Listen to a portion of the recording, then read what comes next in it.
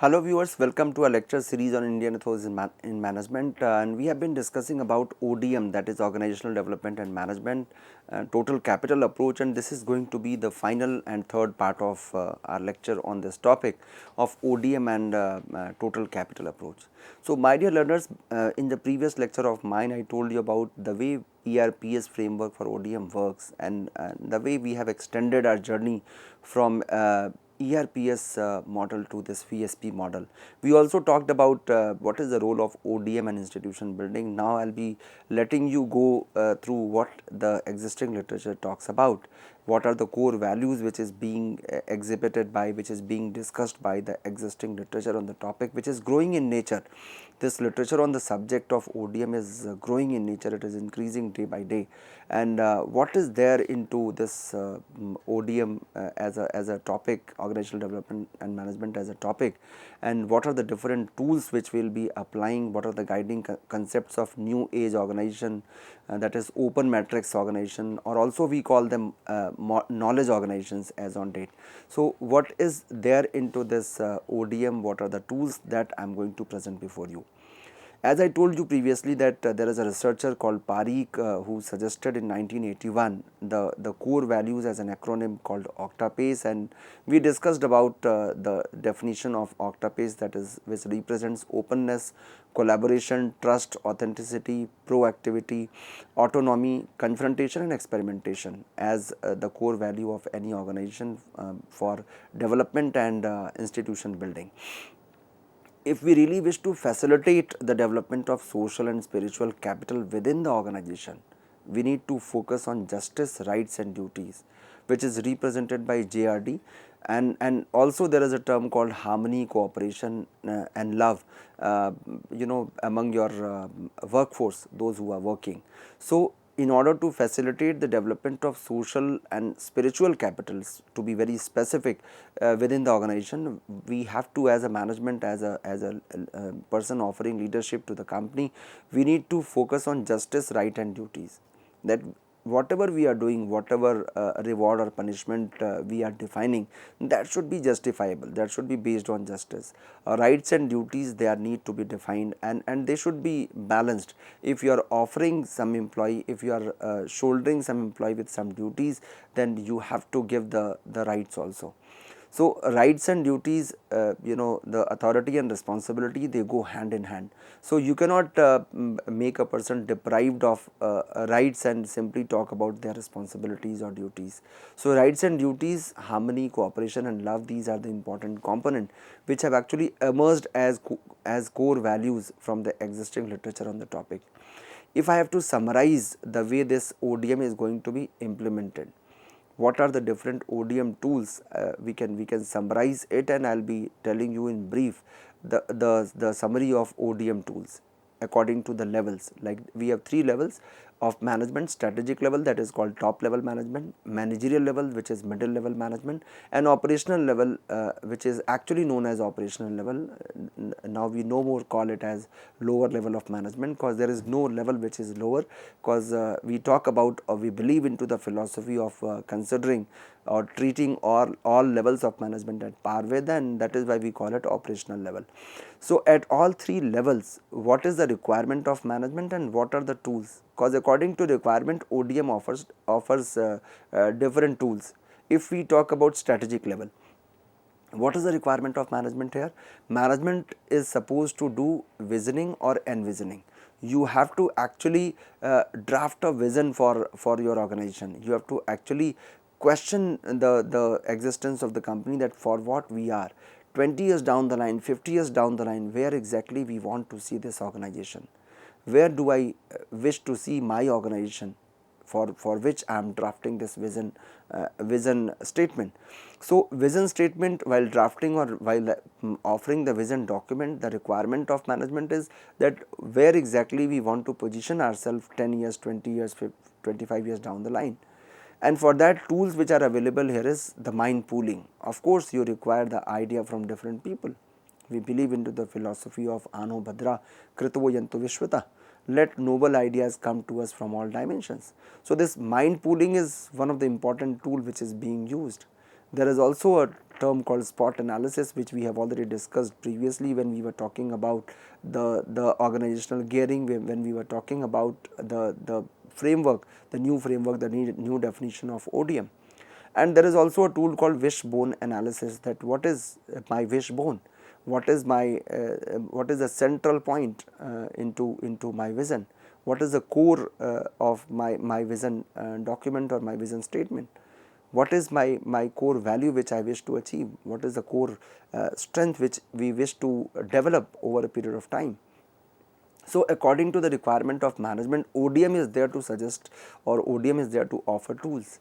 For instance, if we talk about managerial level, at this level what we require, those visions and targets which are decided, for that we are going to make decision. So, decision making is a requirement of management here. Management is supposed to make decisions here. They are working as decision making entities, and for them there are tools which are being offered by this ODM is anti benchmarking, that whatever benchmark you have created previously, that need to be redrafted, that need to be recreated. If they no more work for my organizational goals, I need to actually go for creating a new benchmark. We need to leave that linear thinking pattern and look at non-linear thinking. Cinemetrics is also a tool here for us when we talk about decision making. So, at managerial level, my job as the requirement of the management is decision making, and for that tools which are being offered are cinemetrics, anti-benchmarking, non-linear thinking, because gone are the days when we used to have a benchmark and that benchmark used to be constant. Even the benchmark need to be reset, because we do not believe into achieving the best or only best. We always try to talk about beating the best, that whatever best you have achieved previously, that was a benchmark, but why do not you create a new benchmark? Why do not you try to beat the best? Why do not you beat your own targets? Why do not you think beyond your own achievements, your own goals? So, deciding or determining the new contours of your organizational functioning is actually the order of the day. We have to redefine the broad contours of the organizational excellence, the organizational presence, and for that what we need is anti-benchmarking and non-linear thinking. Do not go for linear thinking, we have to work on non-linear lines, and because thinking should not be bound by any thinking or any process, be it non-linear or be it anything. So, we need to talk about non-linear thinking. We need to leave that linear thinking pattern, which was actually the story, which is actually the story of the past. At operational level, our job is problem solving, because that drafting of vision document, decision making has already been done. We have to simply execute, and while executing, the problems which we are facing, that we have to solve. And for that we have managerial SPSS, we have decision circles, we have many tools which are being offered by ODM. I am not discussing these tools because they have already been discussed in the previous lectures of mine, that is cinemetrics, anti-benchmarking, non-linear thinking, decision circles, mind pooling, SWOT analysis, that we have already discussed. So, I am simply giving you a summary of what ODM does according to the management requirement. These are the tools which are available. And if we talk about the guiding concept of this new age organization, or we do call these organizations as on date as open metrics organization. They are also known as knowledge organizations, because the products which they are offering are known as knowledge products. So, if we look at the dimensions of the new age organizational model and their guiding concept, we get an adequate clarity on this very concept, that what are the guiding concepts of new age companies, new age institutions. If we look at the dimension of organization, the guiding concept here is you have to go for creating values for your company. You have to create some values for your organization. You should have some values to not only speak but also demonstrate in terms of your behavior. And values enhancing companies reach out to its stakeholders. That is the guiding concept, that whosoever is your stakeholder, we need to reach out to them. We should not stay alienated with all our stakeholders. We should actually reach out to each and every stakeholders. and then only my organization can flourish and can become a more sustainable organization in future. So the guiding concept here is you need to create values, you need to enhance the value of your company as a value enhancing company. You need to reach out to all your stakeholders. If we look at the structure, this dimension, another dimension of new age organization, that is structure. What we need here is the guiding concept here is we need to focus upon the network. We need to look at the matrix, the organization as an open matrix. Don't consider it as a closed matrix organization, because you have to be holistic in nature, then only you can sustain in long run. So for structures, the guiding concept is open matrix and network. At the level of CEO, that is Chief Executive Officer, you have to at times work as a hermit, as a counselor, as a corporate sage, as a corporate rishi, creative, enlightened, and organic.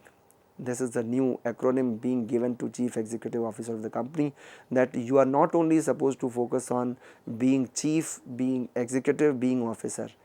In place of being chief, you should be very creative. When you are being executive, you have to you yourself is supposed to be enlightened, because you are executing. And when you talk about officer, that is, you consider yourself to be an important component of the organization, then of course you need to be organic. You should develop that respect among your employees in an organic manner. Don't suppress people, don't force people to respect you, don't force people by the rod of fear that, see, if you don't do this work, I would actually recommend a punishment for you. So this is, my dear runners, it is one of the most interesting part to my mind when we talk about the guiding concept of new age organization. It is actually redefining the entire definition of CEO, which was earlier limited to Chief Executive Officer, and now we say that being a chief of any organization, you should be full of creativity, you should be enlightened one, and you should be organic in nature. That whatever power you are generating, whatever respect you wish for yourself, that need to be generated in an organic manner. It should not be received by any pressure or any kind of fear among employees. So this is actually the guiding concept for those who are working as CEOs. You have to at times counsel your employees. You have to become a counselor to your employees, to your subordinates. You have to behave like a corporate sage, corporate rishi, who is there to receive whatever is going on. You have to behave like the hermit. You have to follow the management by walking around as a technique. You should be available to all your subordinates as and when you are needed. So if you are needed, you are supposed to be there. If you look at the CEO modes of operation, that as a CEO, what is your mode of operation? Your mode of operation need to be inspirational rather than motivational. You should not only motivate them that, see, you have to do. Why don't you create an example or emerge as an inspiration to your employees, to your subordinate, that as a person you yourself is performing, so all others will try to emulate you. You need to be focused upon team building, employees building, and norm setting. When you are going for building your team, building your employees for your organization, then you have to understand that while setting the norms, you have to be inspirational rather than motivational only. Because now the motivation cannot serve our purpose. Motivation alone cannot motivate us. What we need is a step ahead from that, that is called inspiration. I need to be an inspiration to my employees when my mode of operation comes as CEO. So as a CEO of my company, I need to be creative, I need to be enlightened, and I need to be actually focused upon the way I have to perform. So this CEO model actually talks about the more significantly on the organic aspect of the Chief Executive Officer. When we talk about employees, the guiding principle should be knowledge units. You should consider those employees as your knowledge units. Allow knowledge units to grow. Allow your workforce to speak that, see, this is the point where we could not perform. This is the reason because of which I could not meet my target. So, contribution to value creation as it should be your performance criteria, and you should create knowledge circles. Consider your employees to be a circle of knowledge, circle of people who are having a knowledge sharing exercise. So, we should consider all employees to be a knowledge unit, and we should permit them, we should give them sufficient autonomy, significant autonomy to grow, to contribute to the value creation process. When we switch to decision making process dimension, the guiding principle need to be decision circles, that you consider this, you should seek advice from the entire decision circle. When it comes to control systems and functioning, it should be based on decentralization and value flow analysis. You should conduct a value flow analysis which is rooted in revenue flow, flow cost flow matrix, that you should develop a matrix which not only talks about revenue but also the cost, which should not only talk about the cost but also the revenue. So, you are having a revenue cost flow matrix, you have value chain matrix with which you can actually have a strong and robust framework for control systems functioning. So, these are the guiding principles, guiding concepts of new age organizations. When we talk about new age organizations, we are indicating towards the organizations which are having open matrix type, which are being called as knowledge organizations, and for them this is the guiding principle. If we talk about nature of capital, we have 5 forms of capital. We all know, we have discussed that now the nature of capital is no more confined to money only, it has 5 different forms of capital. And if we look at management theory, we have theory T, that is touch of transcendence, because we talk about transcendental leadership nowadays, and theory of this theory T, that is touch of transcendence, it is gaining a lot of importance. And if we look at cultural symbols, we have the inspirational symbols here, that inspirational symbols need to be the cultural symbol of your organization as a guiding principle when you are actually talking about working in new age organizations, new age entities. So, my dear learners, what is happening in this entire discourse, in this entire discussion, what is happening? We are witnessing change in metaphors. The metaphors which were earlier used, now they have changed. So, there is a need to transform the bureaucratic and what you call as mechanistic organizations to this new model.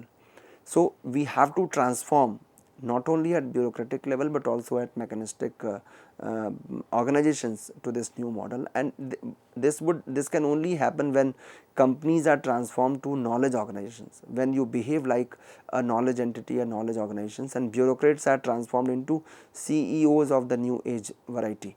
When you behave like the new age variant of CEOs, then only you can implement, you can transform bureaucratic and mechanistic organizations to this new model.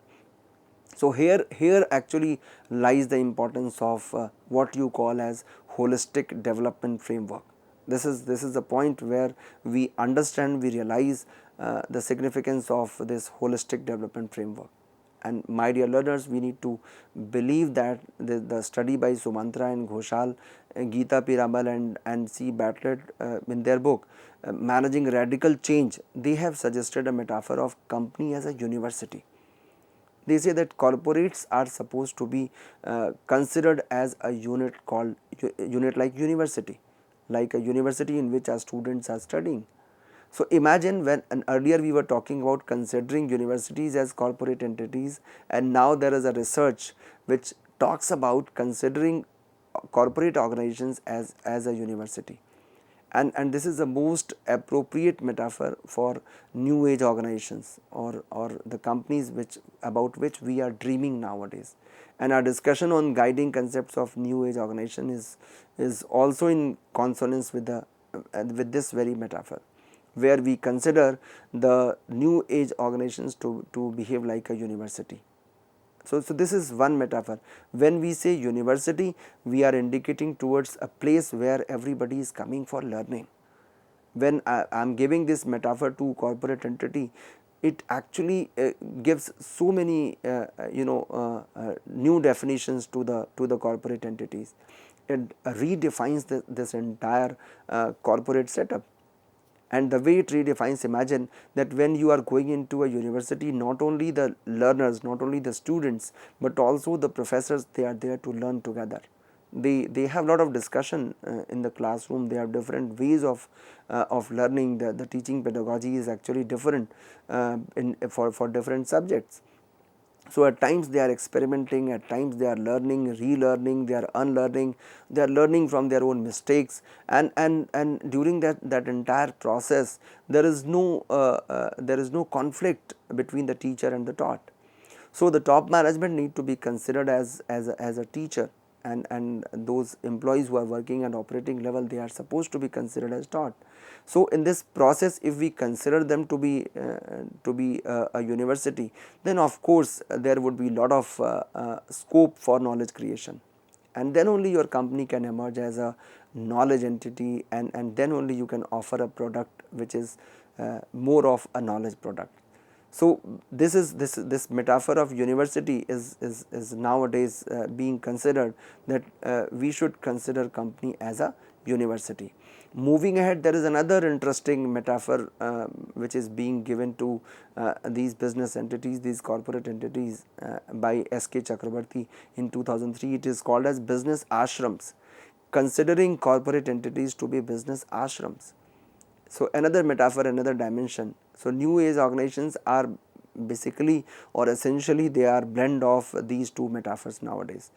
Now let me first define what do we mean by the term business ashrams, then we'll move to the blend of these two metaphors. When I say business ashrams, we are there to do lot of tapasya, lot of learning exercise, lot of gaining energy. We should say that those who are working in corporate entities, they are there to generate energy, and then only it can be channelized. So business units, corporate entities, they are being treated as business ashrams, where the employees are actually gaining a lot of knowledge, they are increasing their strength by their learning exercise, and whatever wrong they have been knowing, they actually unlearn that. So new age organizations, they are essentially blend of these two important metaphors, and we observe this change in metaphors from bureaucratic or what you call as pyramid organizations to mechanistic organizations, and now we talk about organizations as universities or gurukuls. So gone are the days when we used to consider organizations as a pyramid organizations, and then we move towards mechanistic, and now we talk about considering universities, organizations as universities or gurukuls, where there is continuous creation of knowledge. So the corporate entity is not only creating products, but it is also generating knowledge. It is also generating knowledge in the domain in which it is working. So where there is a continuous creation of knowledge, we actually observe that this is a new metaphor which is coming in front of us. So when you are considering your business organization to be a gurukul, a university, there is a increasing need for the concept of corporate sage, or what you call as corporate rishi. When you have ashram, when you have gurukul, then you cannot be devoid of having corporate sage or corporate rishi. So in nutshell, I would say the five different forms of capital, or what you call as the holistic development framework, it can be considered as a new ODM tool to enhance, to strengthen the performance of institutions and corporates by focusing on development of five forms of capital. So while doing their routine business, these corporate entities, they are supposed to contribute to the development of five different forms of capital. And how it is being done? Actually, it is being done unknowingly. While performing your duties, you don't realize that you are creating a spiritual capital for your company. You don't realize that you have created a social capital for your company. You don't realize that you are actually creating human capital. You are transforming your human resources to human capital while performing your duties as a corporate entity, as an employee. How it is done? When you are performing your duties as a system wherein you consider your organization to be a university or gurukul, and your top management to be the people who are there to see what you are doing. Corporate rishis and corporate sages, you have to guide, to instruct, to motivate you, to create inspirations for you, to generate inspirations for you, to set examples for you, to go for changing the benchmarks for you. So, you are actually contributing towards the 5 forms of capital, and here the ODM implies development of physical capital, human capital, knowledge capital, social capital and spiritual capital of not only the organization, but also in the context of nation it can be extended. And we need to understand, my dear learners, that a new ranking mechanism could nowadays we can talk about a new ranking mechanism where we can talk beyond the human development index, and we can talk about having a holistic development index of a country. So, even at the level of a nation, you can make good use of these ODM tools and techniques, where this there can be a new definition of development, and it can lead us beyond the currently popular human development index to holistic development index. So, the role of CEO should be viewed in terms of synergy creation. This is what I wanted to present before you, that we have to go for generating or creating synergy. And Levin's framework of change was rooted in a linear view of change. And if we move a step ahead, Confucian framework of change is rooted in yin yang view of change, wherein in contrast to these two perspectives, the chakra theory of change, the wheel theory of change, which belongs to Indian ethos and management, it is rooted in analysis of synergy and nigergy, that is a combination of negative energy. It spirals in organization. So, this is rooted in analysis of synergy and nigergy spirals in the organization. The way this negative energy works like a spiral in the organization, spirally it works. So, this synergy and nigergy spirals in organization that need to be analyzed. So, while synergy is symbiosis of positive energies and nigergy is actually manifestation of negative energy, we all know. So, both synergy and nigergy are influenced by internal and external factors, and my dear learners, we have to understand that we have to increase positivity in the organization and reduce the negativity to the possible extent. So, with this I am concluding this very topic of ODM, that is Organizational Development and Management, wherein we talked about the total capital approach. We also discussed about the 5 different types of capital, the way it is being created. I hope you must have enjoyed this very segment of our lectures on Indian ethos in management. We will soon be meeting with another series of discussions on the different topic. Thank you so much.